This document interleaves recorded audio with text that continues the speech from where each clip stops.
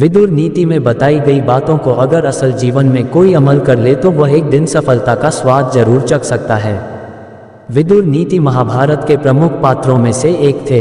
उन्हें राजनीति का अच्छा ज्ञान था, जिसका उन्होंने नीति शास्त्र में सरल तरीके से जिक्र भी किया है।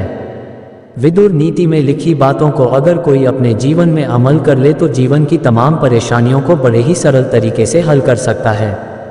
विदुर नीति में बताया गया है कि पुरुषों की वो कौन सी आदतें हैं जो उन्हें कामयाब बनाती हैं। एक, जिसकी लौकिक बुद्धि धर्म और अर्थ का ही अनुसरण करती है और जो भोग को छोड़कर पुरुषार्थ का वर्ण करता है वही आगे चलकर कामयाब होता है। 2, विवेकपूर्ण बुद्धि वाले पुरुष शक्ति के अनुसार काम करने की इच्छा रखते हैं और करते भी हैं तथा किसी वस्तु को तुच्छ समझकर उसकी अवहेलना नहीं करते। ऐसे लोग भी महान बनते हैं। 3, विद्वान पुरुष किसी विषय को देर तक सुनता है और तुरंत ही समझ लेता है। समझकर कर्तव्य बुद्धि से पुरुषार्थ में प्रवृत्त होता है।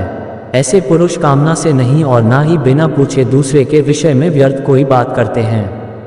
ये कामयाब लोगों की पहचान होती है। 4, सर्दी गर्मी भय अनुराग संपत्ति अथवा दरिद्रता की परवाह किए बिना जो व्यक्ति अपना काम करता है वह एक दिन जरूर कामयाब होता है। 5, जिस व्यक्ति के कर्तव्य सलाह और पहले से सोचे हुए विचार की किसी को जानकारी नहीं होती और काम पूरा होने के बाद पता चलता है, ये सफलता की पहचान है। 6, जो व्यक्ति पहले निश्चय करके फिर कार्य का आरंभ करता है, अपने काम को बीच में नहीं रोकता, समय को व्यर्थ नहीं जाने देता और अपने चित्त को वश में रखता है, वही सफलता का स्वाद चखता है।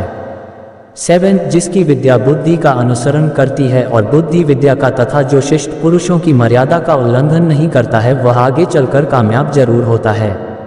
8, केवल धर्म ही परम कल्याणकारक है, एकमात्र क्षमा ही शांति का सर्वश्रेष्ठ उपाय है। एक विद्या ही परम संतोष देने वाली है और एकमात्र हिंसा ही सुख देने वाली है। जिसे इसका ज्ञान है उसे कामयाबी से कोई नहीं रोक सकता है।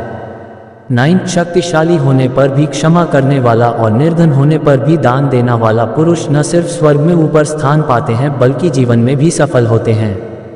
10, काम क्रोध और लोभ ये आत्मा का नाश करने वाले नरक के 3 दरवाजे हैं।